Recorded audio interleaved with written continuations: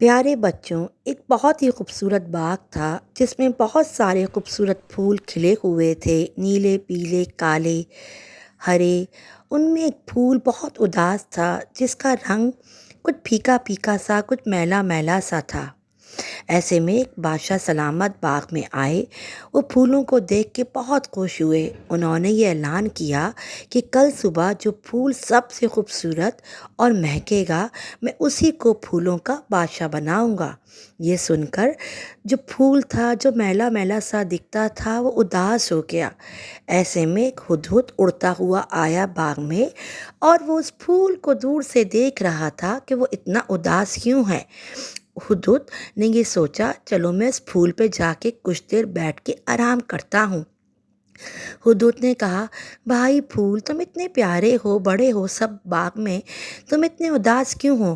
پھول نے بتایا کہ بادشاہ سلامت آئے تھے، انہوں نے یہ اعلان کیا ہے کہ جو پھول کل سب سے خوبصورت لگے گا، وہی پھولوں کا بادشاہ کہلائے گا۔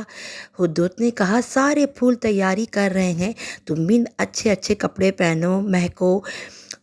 پھول نے کہا کہ میں اتنا پیارا نہیں ہوں، میرا رنگ ان پھولوں کی طرح خوبصورت نہیں ہے۔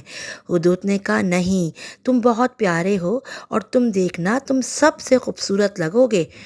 ہدہد نے کہا کہ تم میری بات مانو یا نہ مانو، دیکھنا تم۔ یہ سوچ کر ہدہد نے کیا کیا کہ پھول کی دوسری شاخ پہ جہاں کانٹے تھے وہاں جا کے بیٹھ گیا اور اپنے آپ کو کانٹا چبھا لیا، اس کا خون نکلنے لگا۔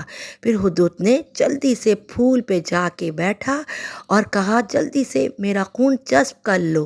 پھول ناراض ہوا، یہ تم نے کیا کیا میری خاطر؟